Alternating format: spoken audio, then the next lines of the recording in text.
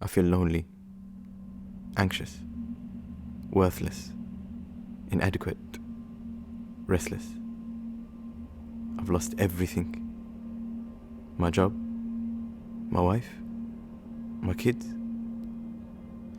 From the comfort of my child's embrace to the comfort of this dirty sweater. Without it, I would freeze on these lonely streets. I'm scared, confronting a huge, frightening world alone. Nobody cares about me. I'm a man. I should be able to deal with this. It's nothing. No. No! Who would I talk to? What would they say? I'm not weak. I'm not. I don't know anymore. I want to end this.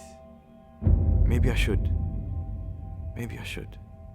Statistics show that women are more likely to be diagnosed with a mental health problem than men, but in 2019, 76% of recorded suicides in the UK were by men.